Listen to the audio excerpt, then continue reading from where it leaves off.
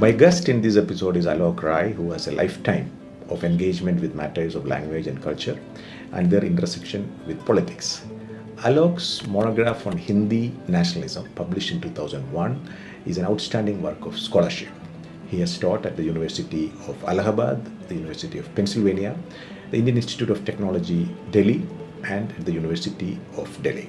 The power struggle between an existing elite and an emerging one in what is today part of Uttar Pradesh in the second half of the 19th century is at the core of the Hindi versus Urdu debate, and the communal overtones that got attached to that debate continues to influence Indian politics even today.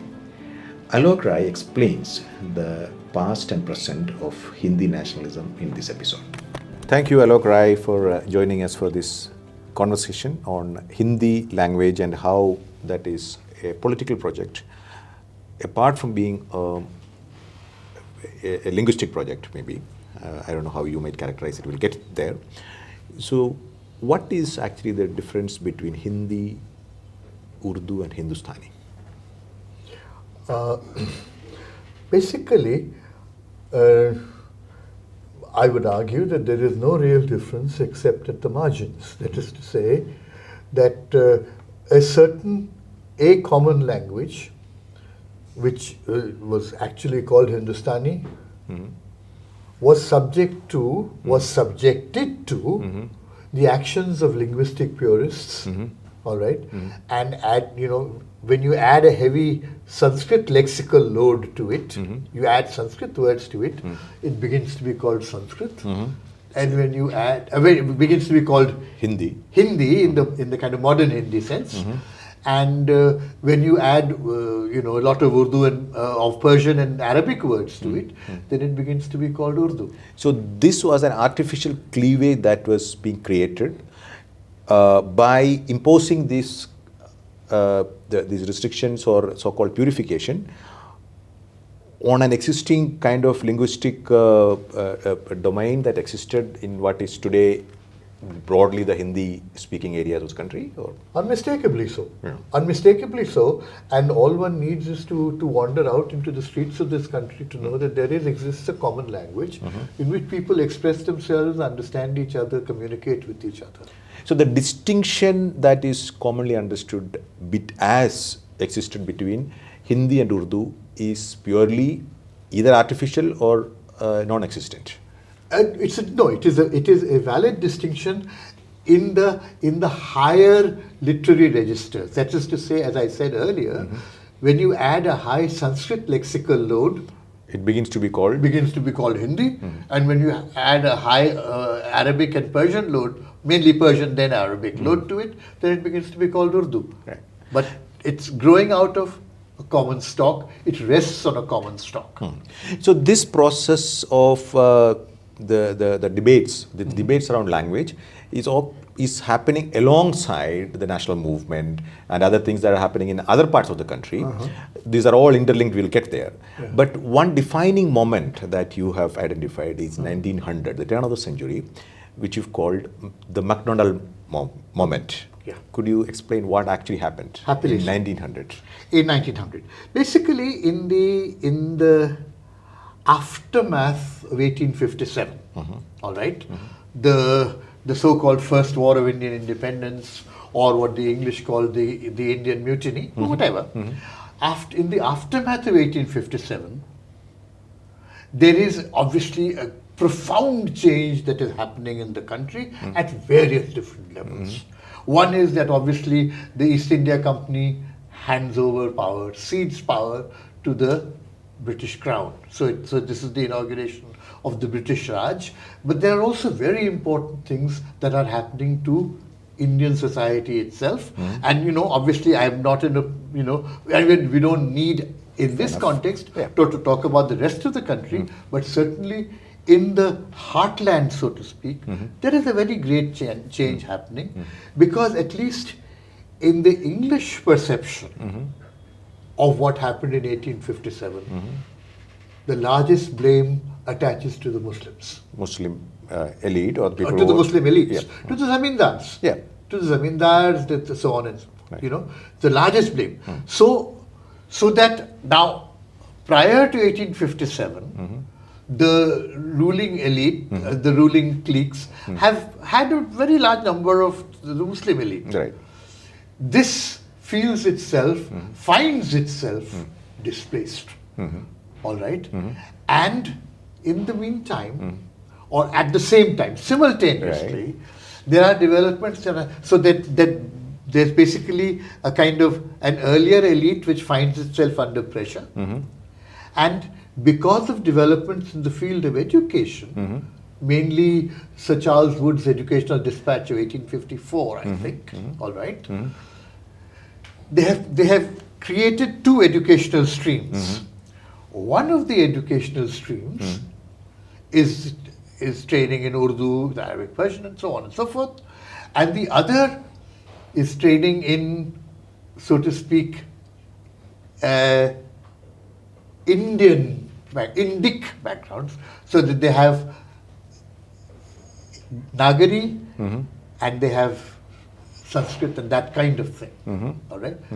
And they don't learn the Urdu script. Right. Now, therefore, what we recognize as the Hindi movement is actually initially a movement for the recognition of the Nagari script. It is mostly about the adoption of the script. Of the script, Yeah. quite simply because access to the administration was actually determined by The knowledge of the script.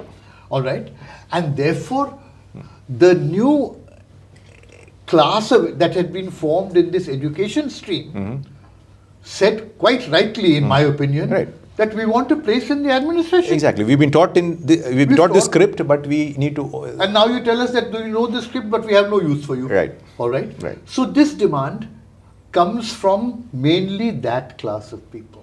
All right. That section of people. Okay.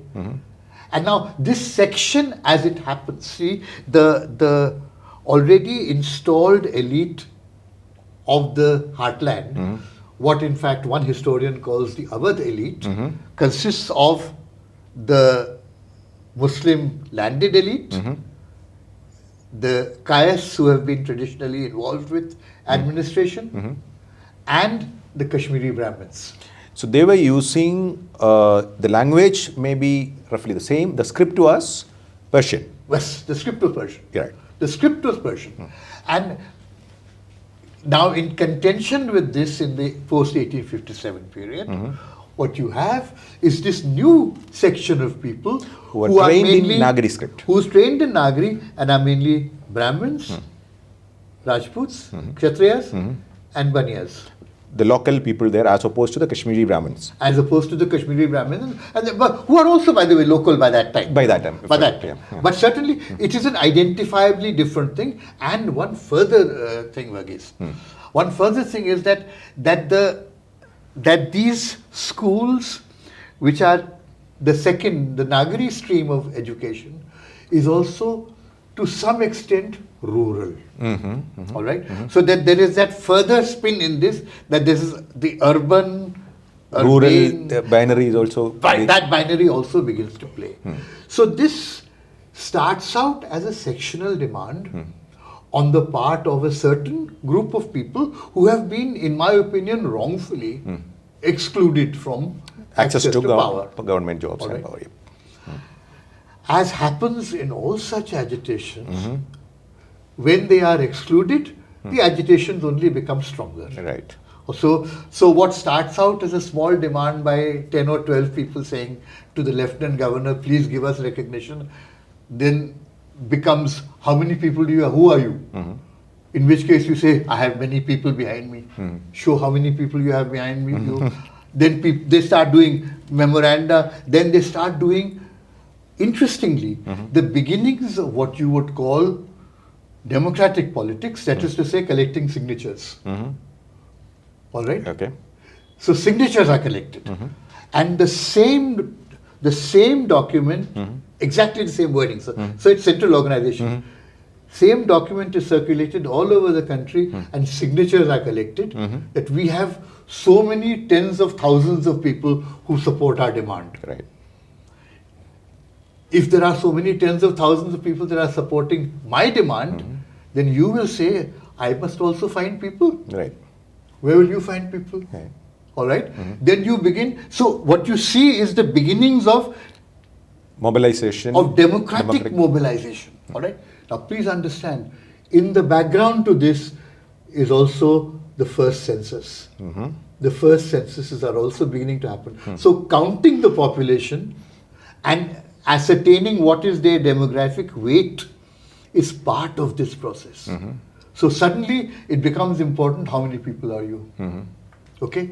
So this struggle which is going on in the second half of the 19th century. In the second half of the 19th century, it goes up to the government. The government says, "Nah, this is too difficult." Postpones it. You go back. You do more agitation. All right. Right. Goes up to the government again. Say, not just now. Go back. Come again. So they appoint commissions. There's the Hunter Commission. The Hunter Commission is appointed. Various people testify before it, including Sir Syed Ahmad Khan and Bhartendu Harishchandra. All of them testify before the Hunter Commission.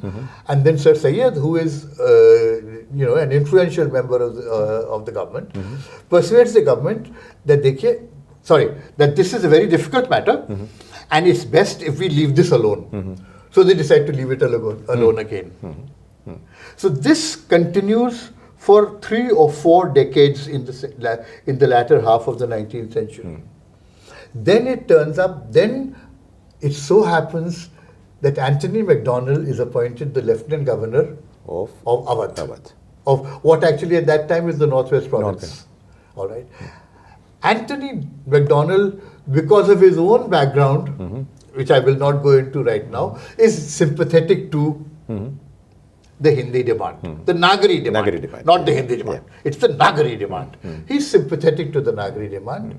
And finally, when one more delegation meets him, led by Malviya, and arguing on the basis of primary education, that, as everybody knows, the Urdu script is difficult to master, whereas Nagari is, as they argue endlessly, the Nagari script is scientific, even a child can learn it, etc., etc. Therefore, for primary education, we should have Nagari. And to this simple, plausible argument, MacDonald says, yes, let's have Nagari. Let's admit Nagari. All right? This demand, this is the MacDonald moment. This is when suddenly, after decades of agitation, the Nagari section of the population that sees that now they have an opportunity. So in 1900, the Nagari script gets accepted in primary education, not in court proceedings. In courts. In courts, right? In courts. Yeah. Primary education has been there already as one stream. One stream. Yeah. So in courts and for judicial purposes, alongside Persian script, Nagari also gets accepted. Yes. So what, if you could also tell briefly about what is a personal or background that actually nudges Anthony MacDonald into making this decision? Oh, MacDonald is coming from, he's earlier been in Bengal, he was involved with he was stationed in Bihar for a while. He had encountered the Muslim elite there and, didn't like them very much. And he was ready, therefore, to encourage a new elite to come up. Who indeed said that they would be more loyal. Right. Because they said that actually, there are people who are on record to say that actually we Hindus are naturally loyal people, unlike these Muslims. Who are revolting and being rebellious. Yes, so please trust us. We'll be okay. All right. Okay. So you said it was one of the most contentious arguments or debate, which actually continued into the debates in Constituent Assembly and later on. So you make this point that more than a linguistic project, it is actually also a political project. Would you explain how that evolution of Hindi, the demand for Hindi as a national language, how does from that moment of 1900, when it gets accepted as a also, I mean, it also gets an equal footing as Persian script. It begins as script, inclusive script, and then it gathers momentum, and then it evolves into a political project of Hindi as a language, and then as a national language, and then as a national language that everybody else should actually be learning. Yeah. See, so basically, I suppose my argument is that what we have is a trajectory from a very modest and limited demand through evolution becoming something that is extremely ambitious. All right. Now, my argument here is very simple. It is that it is from the earliest moment, it is actually a political demand. Right. In the very minimal sense of politics, which is pushing the demand, the interest of a section of the people, saying, we want a share of power. Fair point. You know, that's all they are saying, that we want a share of power.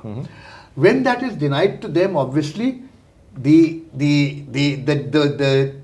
need to mobilize more power, more weight evolves. Okay, the demand for the script through a very simple bureaucratic anomaly becomes the order which recognizes not two different scripts but two different languages.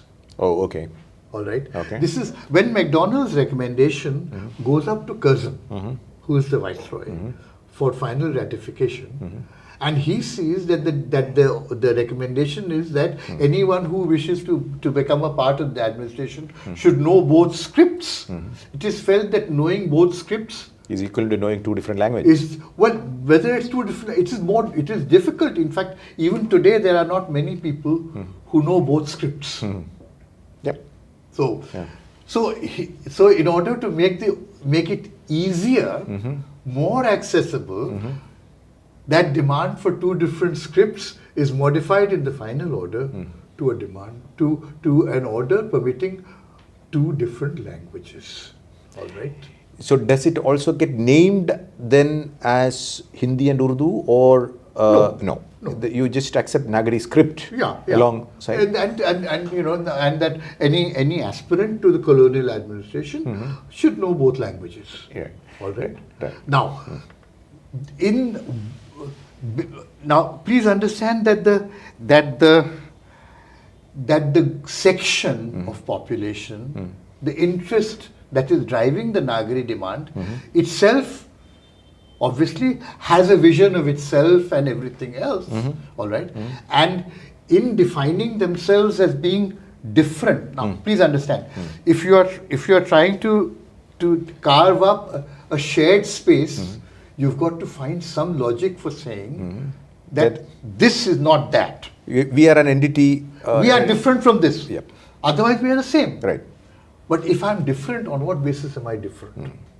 All right. Therefore, now in language, in the matter of language, the form that it takes is that a certain range of the language, the lexical borrowing from Persian and Arabic is treated as being foreign equal to polluted. Right. All right. Now here you can recognize that what is playing behind it is a kind of Savarna mindset. All right, which is operating at the level of language. All right. There is one very interesting consequence of this. All right. And this consequence, by the way, is still, as it were, this ghost has still not been laid, which is that because they want to create the myth of a separate language, they create the myth of Hindi as something that is born out from Sanskrit. All right? So all of us are taught in school that Hindi is the eldest child of Sanskrit. Right. So just a small interruption there. Sorry. So I guess the idea that all Indian languages have a Sanskrit origin, that is also part of the Orientalist, a section of the Orientalist are actually promoting that theory already, right, in the 19th century. It is present there. Yeah. So that becomes a convenient resource for the Nagari script people to move from the demand for script into the argument of a Separate language. entity which is more aligned with Sanskrit. Which was actually at some point, according to them, sort of contaminated by Urdu. Precisely. That is the argument. So that this is a kind of, there's a certain pure language that is deriving from Sanskrit, and this pure language has been contaminaminated by these foreign influences. So we have to reclaim the purest version as possible by removing or. All right. Now this is, of course, pure rubbish, because anyone who knows Sanskrit, anyone who knows Hindi knows that Hindi is not like Sanskrit. It borrows words in the same way as your Hindi and my Hindi can borrow words from English. We borrow words all the time. It doesn't become English. The structure of the language is not Sanskrit and it's not Persian. It is something else that formed in the cultural mix of India, all right, over the centuries. For the benefit of our viewers, here you are using Hindi as a generic name for the languages, a collection of a whole lot of dialects that existed in the heartland prior to the emergence of this argument of Hindi as a new construct. Yeah, precisely. Right. I think, thank you very much. Yeah. Thank you. Because, yes, I'm using Hindi in the sense of the language of Hind. Yeah. And the language of Hind was Hindi, and therefore, as Hind came to be called Hindustan, this language became Hindustani. And it in fact,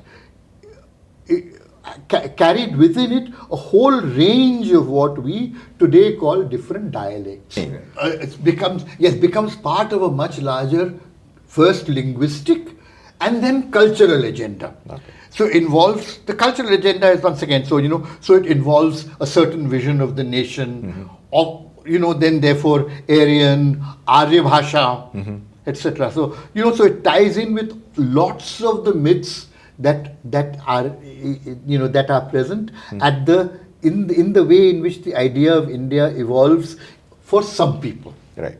All right.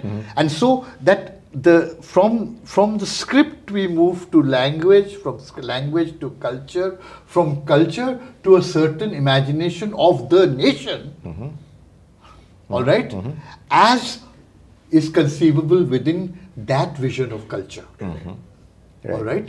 So that now, so what you have is that this narrow sectional interest of the heartland Savarna gradually becomes evolves into a much larger national design. All right? And the reason why it is able to do so, obviously, is that there are corresponding, roughly parallel developments happening elsewhere in the country also, so that it becomes a very strong demand. Before we get into what happens in other places, let us staying on what is happening in the heartland itself. So there is something that is happening within that region, which is the argument that you will have to have more and more Persian Arab words and a more purer version of what people would want to call Urdu. Is that happening also?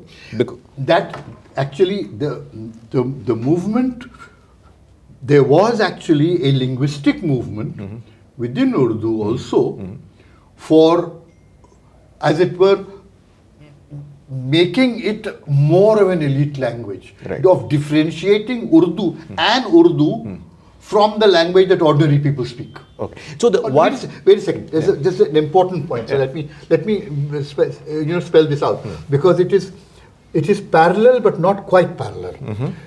So the attempt by an elite to define a language which is spoken by only the elite, so that the name Urdu is the language that is spoken by the people around the Red Fort.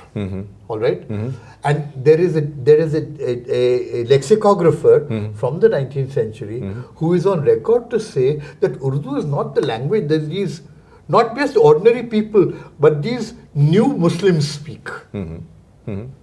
Urdu is the language of the aristocracy. All right? It is of the people who are highborn, who live within a certain distance of the Red Fort, the Urdu-e-Mohalla, which is the fort. All right? That is what it is. Right. But this is happening not now. This is happening in the late 18th century, in the mid 18th century, actually.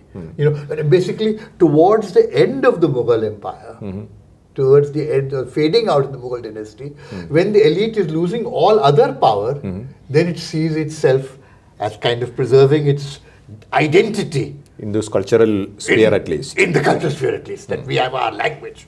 All right. So it is not really coming as a direct antagonistic categories Urdu versus the modern standardized Hindi. That's not how it is emerging. No. Right. So the emergence of Hindi as a standardized project, that is independent of its relationship with Hindi, Urdu, though it actually gets sort of entangled with communal politics later on. Is that... not just later on, actually. Just understand. Back to the MacDonald moment. Right. So just as Nagari and under cover of Nagari also then Sanskritization is a project that is being driven by the educational stream that is so to speak the native indigenous stream. All right. Similarly, there is obviously an interest, the Awadh elite, the feudal, the Muslim zamindari elite, the Kashmiri Brahmins, the caste, who are going to be displaced, or at least who fear they are going to be displaced. Yeah. So when they begin to mobilize their numbers, all right, they find that Kashmiri Brahmins are an insignificant number, the castes are an insignificant number. The place where they can get their numbers from is Muslims. Is Muslims. Right. Now, this is a fascinating thing, Varghese. Yeah. Fascinating. Indeed, actually. Because the initial demand is the Muslim elite. Now, if you have Muslim elite, you will have how many people? You will have few zamindars. Yes. If you want more people, then you got to mobilize the community as a whole. Then you say, what is this community? The Muslims. Muslim behind Urdu. Urdu has got nothing to do with Muslims. See, in fact, the Muslim elite itself had actually cleaved the Muslim masses out of it, as you say, late 18th. Yeah. But now, when in the era of democratic politics, you need to get a mob behind you. Where do you find your mob? Then you have to give them. Now, if you say that, look, actually in the administration we want Urdu, who cares? Education is 2% at that time. Literacy is 2%. You cannot have a popular agitation on the basis of 2%. So then Urdu, the question of Urdu begins to be Islamicized. So Urdu is the language of Islam. Now you ask, what has Urdu got to do with Islam? Nothing. Yes, absolutely nothing. Urdu's got nothing to do with Islam. But so Urdu becomes the language of Islam, Urdu becomes the language of Muslims. And indeed, then when Pakistan is created, they make Urdu the national language of Pakistan, but no one in Pakistan speaks Urdu. Right. Urdu is the language of UP. Right. Right. So the Islamicization of neither in West Pakistan nor in East Pakistan. Urdu. Indeed, West Pakistan, as we know, East Pakistan becomes Bangladesh on the question of the imposition of Urdu. Exactly. That is where. So basically, what happens is that the Savarnization of Hindi, the Brahminization of Hindi, and the Islamicization of Urdu are basically parallel projects that are born in the MacDonald moment. And then it actually evolves and erupts into all that is happening in the first half of the 20th century. Yeah. It becomes part of a much larger politics, because that much larger politics is being driven by other regional factors, whether it is caste politics in south of the Vindhyas, whether it is Brahmin Maratha politics, Pune Brahmin Maratha politics in Maharashtra, or Bengali Bengal with the peasants and the things. Different kinds of things begin to play into it. Right, right. So in early 20th century, you have two opposing mobilizations that are happening. One which is presenting Urdu and its association, or the claim that Urdu is, the question of Urdu language is a question of Muslim identity, and a Sanskritized version of Hindi is a question of Hindu identity.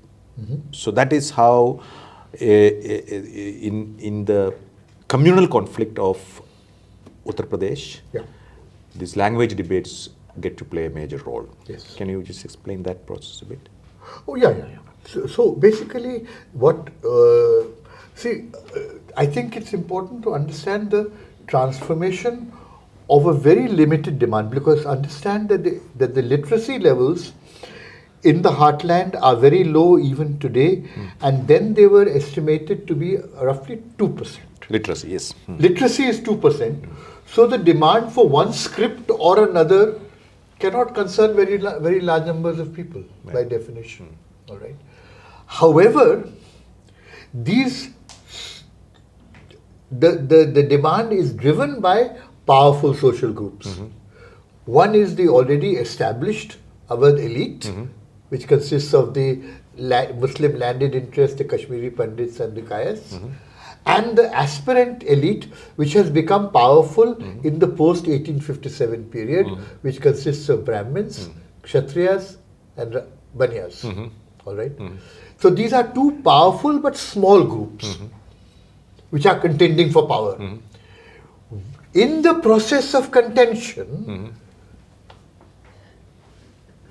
under the conditions of what is emerging as democratic politics, though it is well before election politics, but this is around the time that the idea of the census, of counting people, is beginning to be felt. These small interests feel the need to mobilize demographic weight and numbers behind them. In the specific detail of it, the way in which these numbers can be mobilized is that the Brahmins, Banyas and Kshatriyas cannot say that all Brahmins please come together.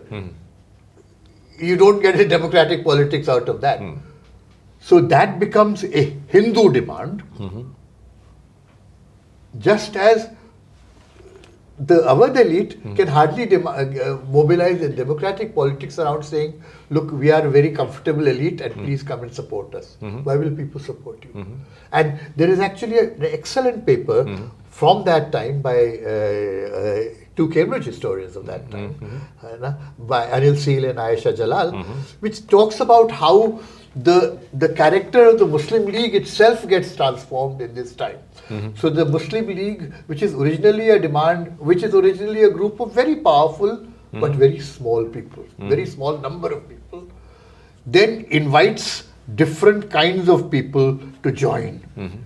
And when different kind of people join, they bring their different kind of politics. All right? Right. So it is in this process that Urdu becomes Islamicized, which is of course nonsense on any historical or linguistic level, and Hindi becomes Sanskritized, which is equally nonsense on the basis of linguistic or historical. Right. So at the next stage, right now we have covered so far the Hindi and the Hindu sort of become overlapping, to overlapping categories, because it's converging, the Hindu identity and the Hindi identity. And then the Hindi, Hindu, and then Hindustan, the third H, comes into play in the coming decades. The Hindi promoters get themselves attached to International Congress. They have parallel sessions, the parallel meetings when the International Congress sessions are happening. So is that the next stage in that evolution of that politics around language, nationalism and religion? No, hang on a second. My own sense of it is that a kind of national design, a kind of national ambition, and then in the service of that ambition, a national design, a certain imagination of the nation begins to form in this crucible of what was originally script, then language, then culture. Right. A certain imagination of the nation. And then this imagination of the nation, obviously, is constructed around a certain... There is a requirement for a common language. Suddenly the promoters of Hindi find an opportunity there. Is that what is happening? They certainly... See, the need for a language in which the large numbers of the nation can be mobilized is felt by all people, whether it is Gandhi, whether it is Bengali intellectuals, or whether it is Dayanand Saraswati. Dayanand Saraswati, the leader of the Arya Samaj, also. All right? He, even as he argues for a common language, even though the argument, by the way, is made in the Urdu script. Right. All right? But he still, but so the need for a common language is understood. But what that common language will be is something that forms in the crucible of history itself. Right. So the emerging nationalism is creating the demand, and they are also suggesting that whatever is called Hindi could be Subramaniam Bharati. From earlier you mentioned, say Gokhale and other people in Maharashtra, and the Bengali Bhadralok. All of them somehow are converging to the point that what is Hindi can be the national language, or what is it? No, well, not the national language, but the language of national mobilization. Right. The national language, of course, it's too early for national language. That we have to wait till the Constituent Assembly. Right.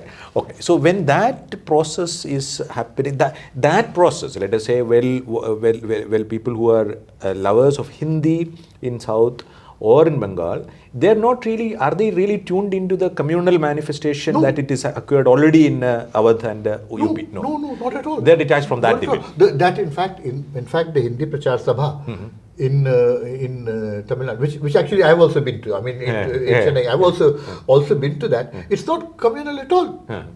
It is merely, that it would be nice if as a people we had a shared language. Right. That's all. As a matter of fact, interestingly, Varghese,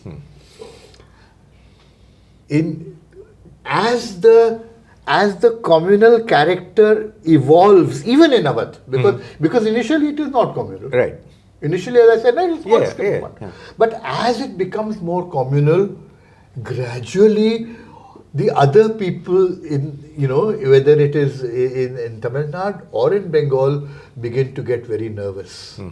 Because then they see that what was presented as a popular democratic language has some hidden is actually serving a certain hidden agenda of a certain class elite, the Savarna elite of the heartland. Which is why to come briefly to the Constituent Assembly. Sir, we'll get there. But since I've raised it, in the Constituent Assembly, they all begin, when they are reminded, when the Bengalis and the Tamils and the Tamils are reminded, you people also supported Hindi. They said that now what we see is a kind of emerging Hindi imperialism. Right. So before it gets to that stage, as you said, the push for Hindi is also playing alongside the growth of International Congress, right? So when you say, I'm not quite sure I understand International Congress. So in the national movement, Gandhian movement is growing strong in UP. Yeah. Right. In UP also. UP also, as in like now, in this context, we're talking about UP. Okay. So Gandhi, the Indian National Congress also gets into promotion of Hindi language. Yeah. Gandhi himself. Yeah. So but then there is a distinction to be made between what Malaviya was arguing and what Gandhi would come to argue later on. Yeah. Can you capture that process a bit? Yes. So, if I am understanding correctly, Malaviya had by the turn of 20th century become the champion. He was also kind of face of the Hindi Devanagari movement. Yes, he was a very, very powerful influence. In fact, the deciding memorandum was Malviya's memorandum. Right.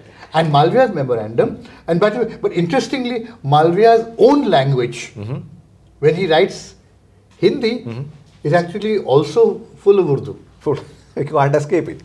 Right? His language is also. But progressively, as the language agitation itself evolves and becomes bitter, the language begins to change and his own identity. So that when Gandhi talks about Hindi, in fact he talks, then he is talking about a language which, and he says it again and again, is a language that can be written equally easily in the Nagari script and the Persian script.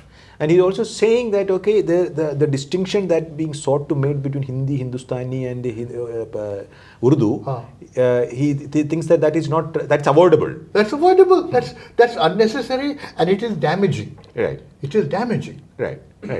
So, but then Malaviya's Hindi nationalism is conflated with the Indian nationalism and Hindu nationalism as well. Oh, it gets conflated. Of course it does. Right. Of course it does. Right. But when does Gandhi make a departure from that view and questions Malaviya's idea of promoting Hindi as national? Well, I think matters come to a head when Gandhi actually resigns from the Hindi Sahitya Sammelan, which was the primary institution which was driving the demand for Hindi. So Gandhi, who had been president of it, actually says, I will leave, I will have nothing more to do with this. And they say, we are very sorry to see you go, but we will rather let you go. But we will let you go. Because Gandhi, because by that time, obviously the situation is not static. The situation itself has been evolving. All right? So that when Gandhi, for instance, when I forget the date now, but when Gandhi goes to attend the first convocation of the BHU, all right, which Malviya has founded as the Banaras Hindu University, all right, to match the Aligarh Muslim University, all right, and Gandhi makes a speech which makes those people extremely uncomfortable. Gandhi speaking at the BHU convocation makes everyone very uncomfortable because Gandhi because what is happening through the Hindi agitation is becoming more and more clear that Hindi, the Sanskritized Hindi has become the spearhead of a communal Hindu mobilization. And Gandhi is confronting it, is he? Yes. Oh, yes. He critical of it? Yes. Which Malaviya is not liking? No.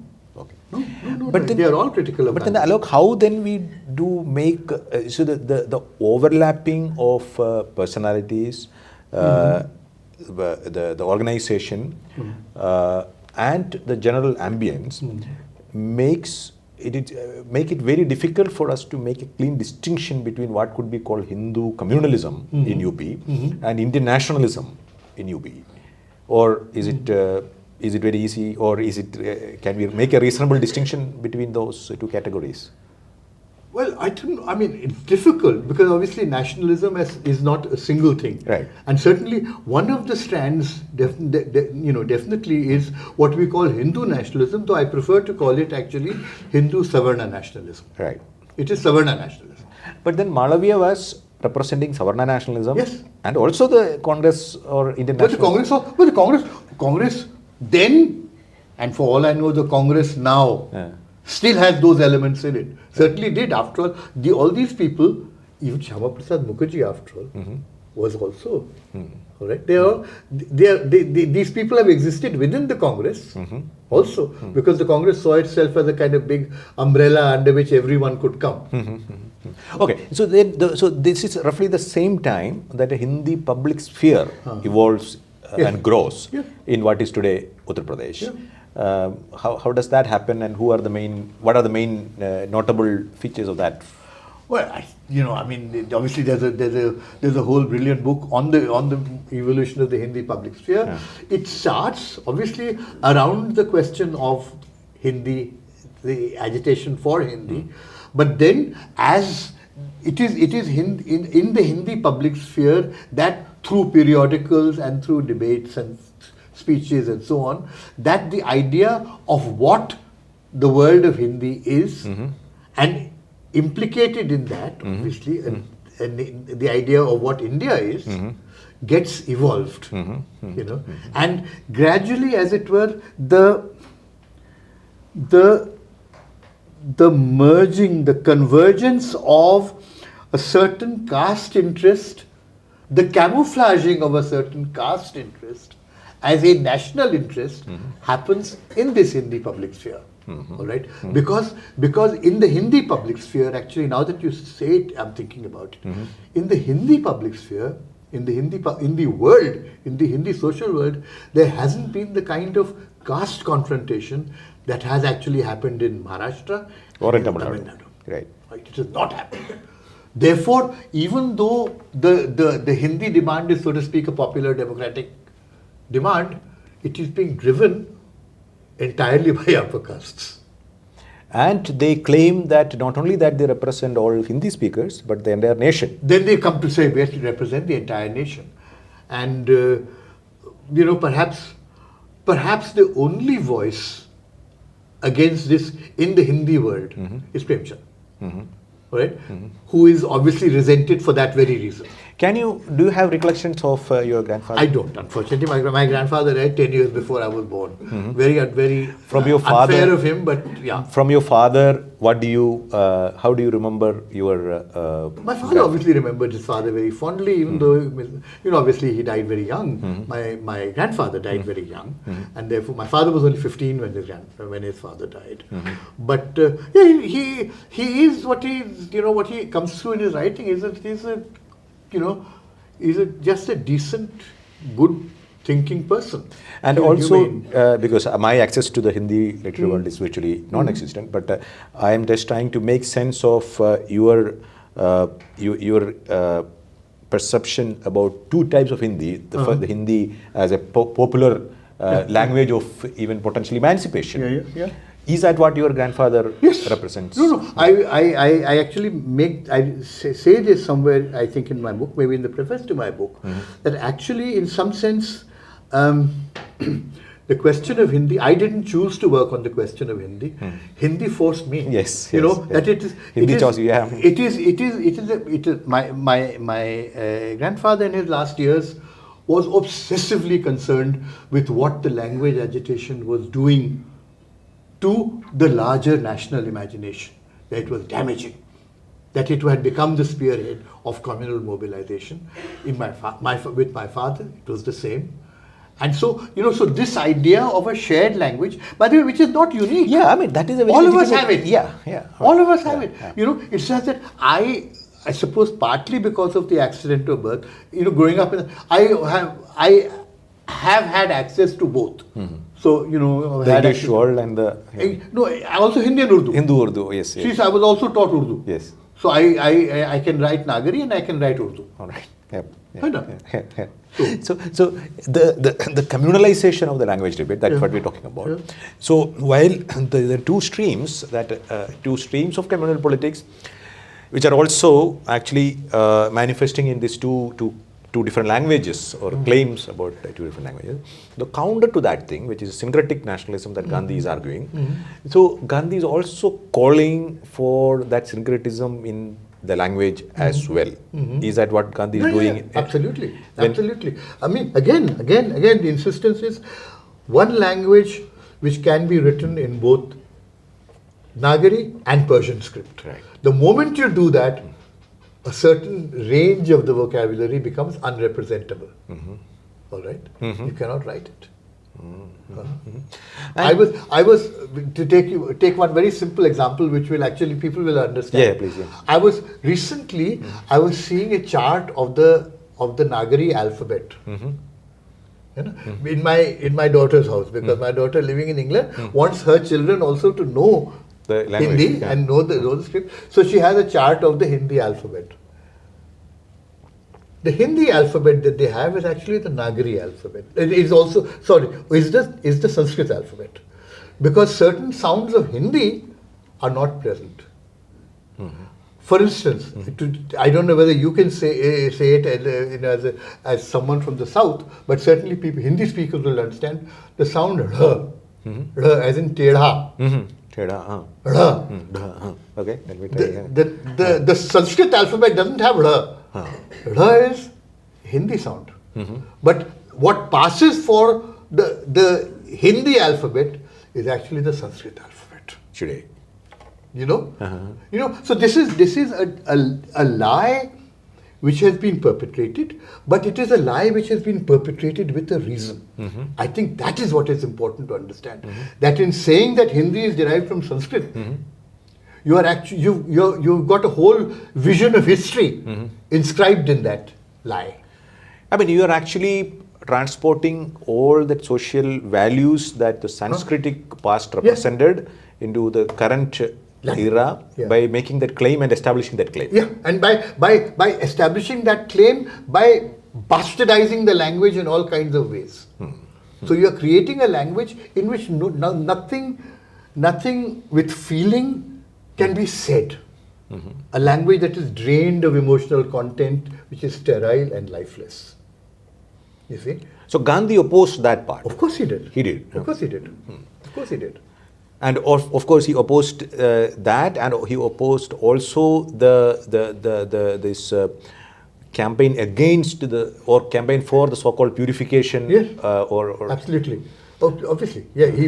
Indeed. Interestingly enough, if you read the document which is supposed to be proscribed but is widely available in India, which is Godse's last statement to the court, one of the things he holds against Gandhi is Gandhi's opposition to Sanskritized Hindi. Oh, okay. I've read it, but I've not come across. One of the things he holds against. This is a very interesting point. Okay. That Gandhi is opposed to this Brahminical Hindi. Oh. And he obviously doesn't use this phrase, but the idea is there. Okay, so now let us come to the moment of independence. You're moving towards independence, and then this question, the question for a separate Pakistan, or also gets bigger traction. We know that independence, it's only a matter of time, Swaraj. Right? Absolutely. So how does the question of language, it seems, just as an opening question, but you are not restricted by this question. If you look at the Constituent Assembly debates, some of them, the Congress leaders from UP by then, they are taking it as a granted thing. There is nothing much to debate. That is the attitude that they come to the Constituent Assembly with. And they are suddenly confronted with this resistance. So by then, had it become kind of a common sense among Congress leaders in UP that there is nothing that we need to persuade or nudge anybody around this? Obviously, Hindi Rashtra Bhasha hai. This you hear all the time. Even today you hear it. Right. You got to tell them, no, there are 14 Rashtra Bhashas or whatever it is, But So it has become clear, and it's becoming clear to everyone, which is why please understand that when we are approaching independence, Gandhi resigns from the Sahitya Sammelan in 1945. All right. So by that time, the people and the interests which are driving this, controlling the Sahitya Sammelan also see that our time has come. This old man, we can do without now. All right. And they do decide to do without him. All right. They can do without him. So then, yes, of course, they see that their time has come, and in the Constituent Assembly is this close to breaking. On this very question. In fact, it is wonderful if you see the Constituent Assembly debates, that every time the question of language comes up,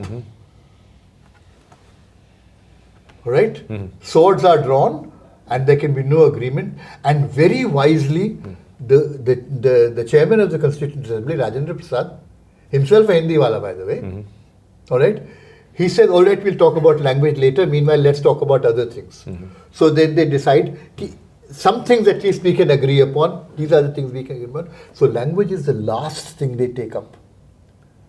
When almost all the constitution is made, then they open up the question of language, and we know that even on that, they come this close to breaking.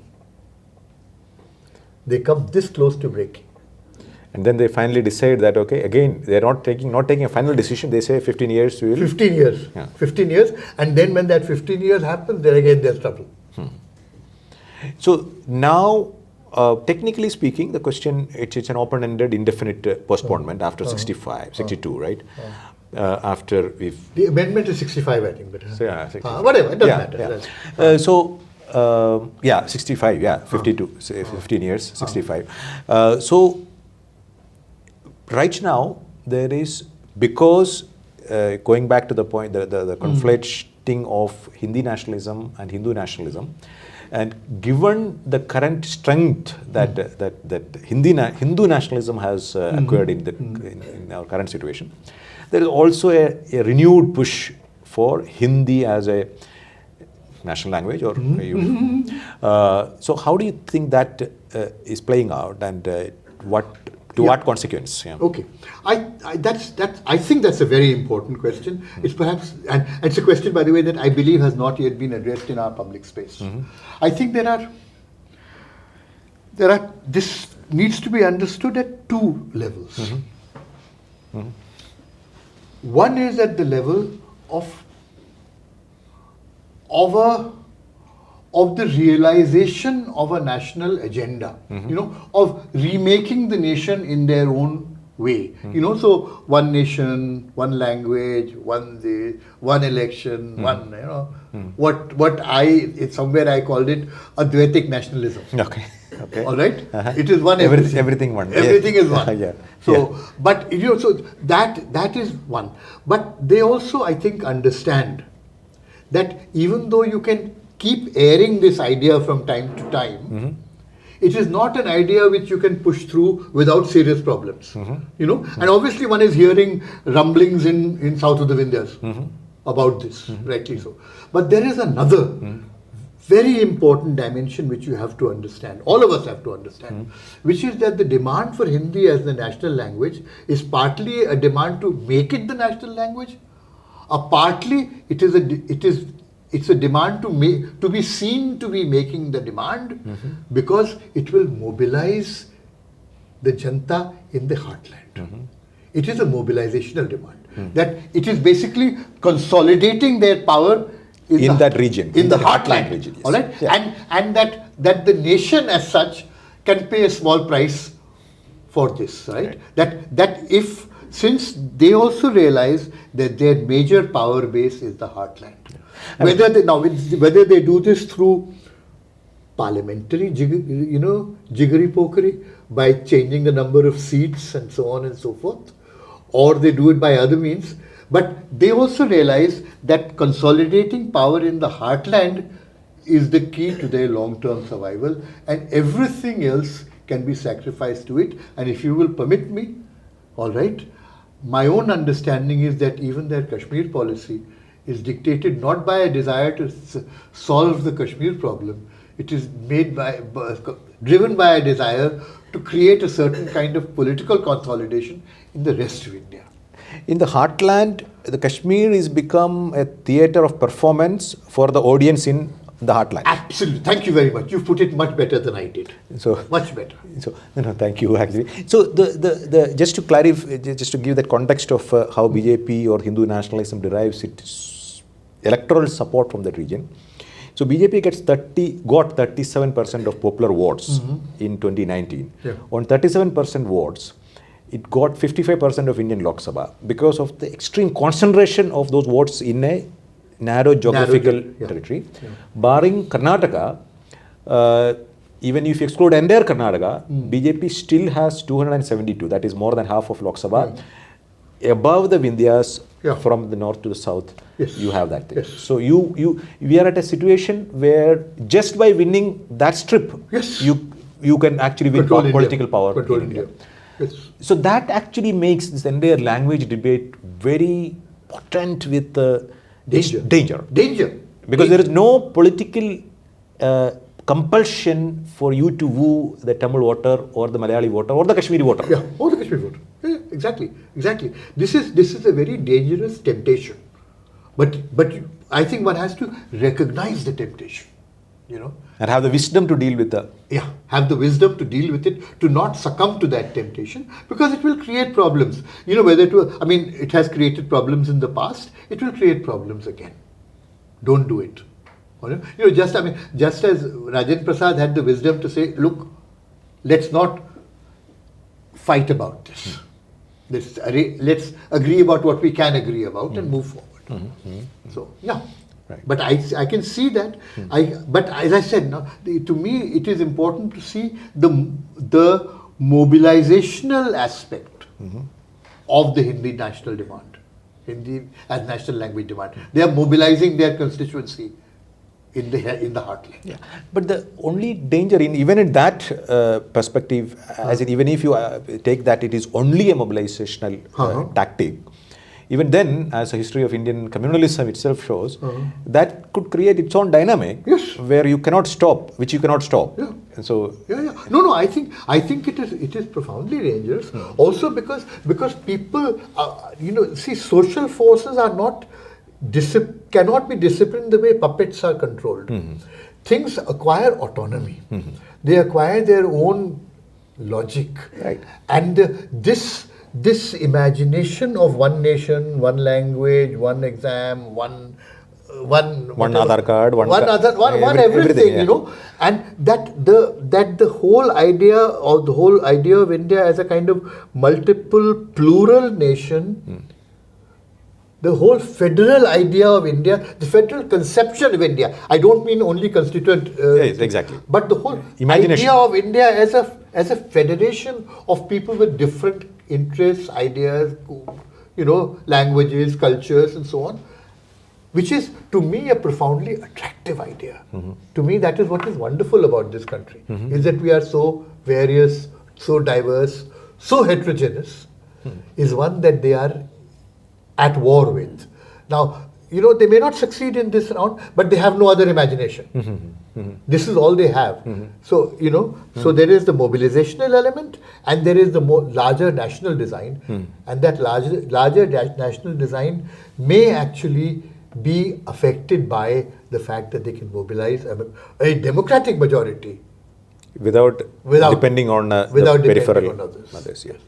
Yeah, so I'm slightly jumping the topic, okay, because I think we've covered what we wanted to cover. Oh, good. But one point that can you explain how does the Bengali Bhadralok elite become an early champion of Hindi as national language? What are the circumstances that sort of encourage them to do that? Thanks. I only touch upon it very briefly in my book, but I've actually written a paper on this, which is, you see, please understand that the Bengali Bhadralok, which migrates from Bengal, all right, because they've all got education, but there are no jobs. This is an old Indian story, by the way. People get educated and there are no jobs.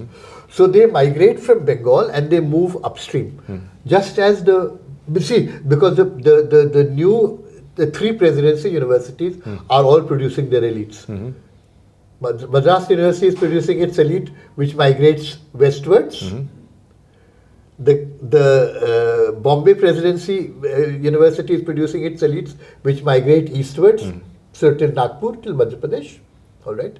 And there is Calcutta University, which is producing its elite, which is moving northwards and up to Punjab. So all the doctors, all the lawyers are coming from Bengal, right? In North India, in my part of the country, they all come from Bengal, all right.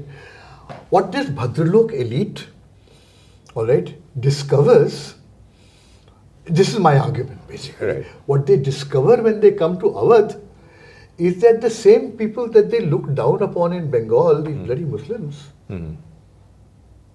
are actually the ruling elite in Awadh. All right? And that they are excluded from the influence which they feel rightly belongs to them. They should have influence. They are educated, they are qualified, but they are excluded. They become the early drivers of the Nagari movement. All right?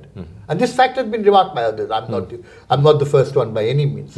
It has been remarked that Bengalis were very prominent in the early Nagari agitations. Right? It's only gradually that the particular demands, the particular caste politics of the Hindi heartland itself. See, because initially, by the way, when the Bengalis are pressing for Nagari and Hindi and so on in there, The Hindi walas say, what are you talking about? What's the problem? They don't recognize the problem. They see these Bengalis are creating problems. Because Bengalis are getting education slightly ahead of every other. So they are saying they are talking about these Bengalis. So the image of the Bengali as a sort of agitator goes back to that also, of coming with these dangerous new ideas. Whereas we are very happy, thank you very much. So would it be appropriate to put it in this manner?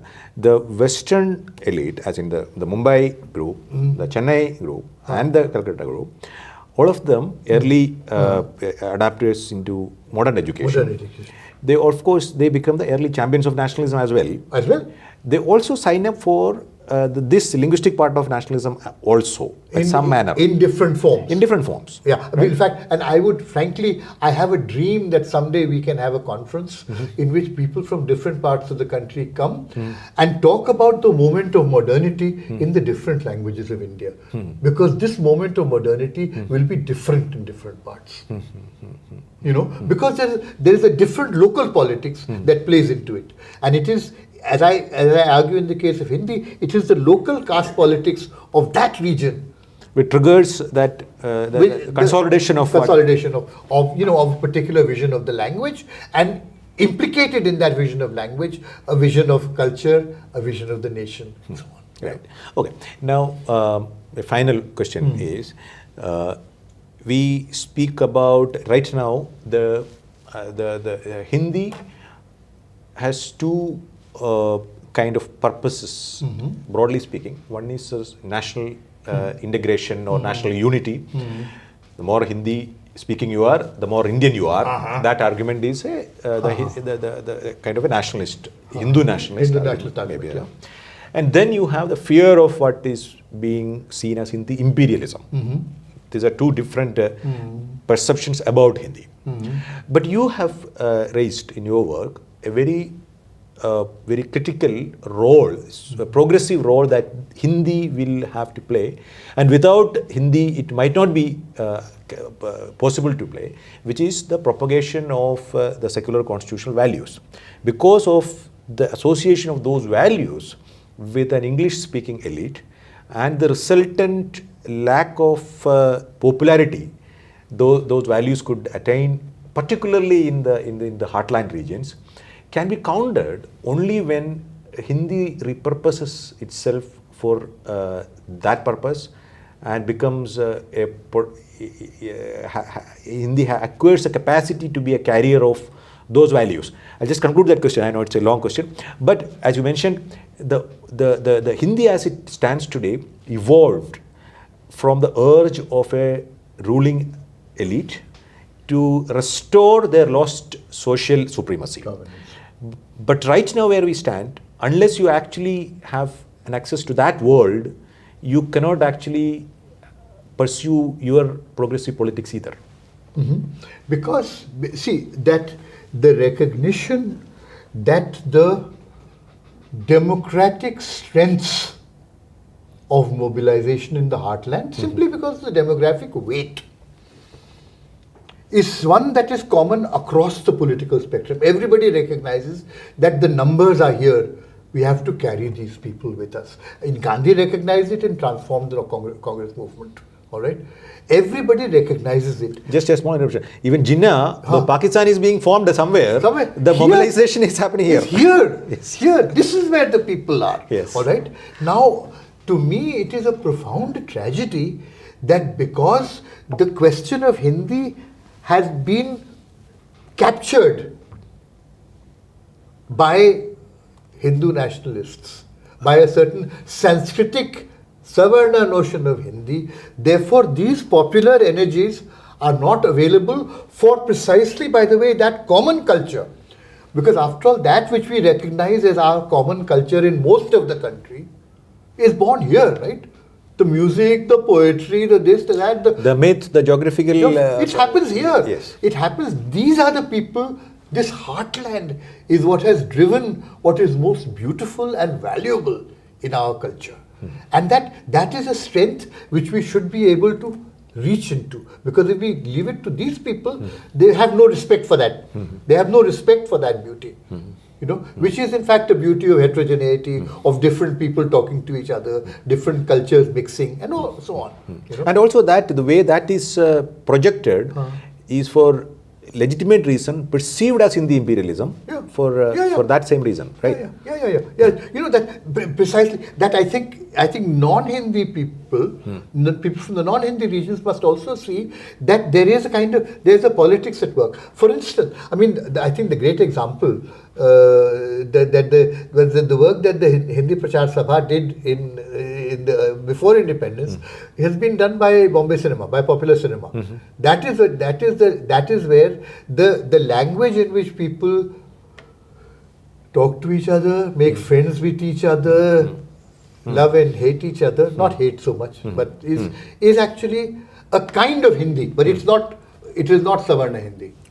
And the failure of Indian modernity project is also that it abandoned that vernacular sphere, which was easy for sectarian interests to completely monopolize for their sectional interests. I agree 100% that it is a great tragedy that modernity, the modernity project as you call it, has been confined to or limited to or not tried to go beyond the first Anglophone beneficiaries of modern education.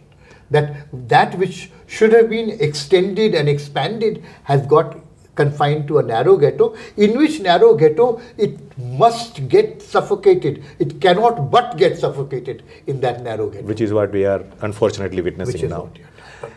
Yes. But though we are ending on a rather dark note, negative. We hope that the positive energies of Hindi as a vernacular carrier of modern values will itself generate enough resources and political power to resist the Hindi as an imperialist project, Hindi as a sectarian project, Hindi as an oppressive social project. If I may say so, one doesn't have to go very far back. Just go back to the national movement and the progressive energies that were available to, for instance, things like IPTA. All right. Right. Yes. Were the Hindustani language. It is in this language that Inqilab Zindabad is Inqilab Zindabad, is not Vidroh Jai Ho. All right. Inqilab Zindabad is Inqilab Zindabad. Yes. All right. Yes. That the language of popular assertion has been Hindustani, and I think we need to recover that moment. Thank you, Alok Rai, for this extremely fascinating conversation. We will sure carry this conversation forward through other sessions. Thank you. Thank you.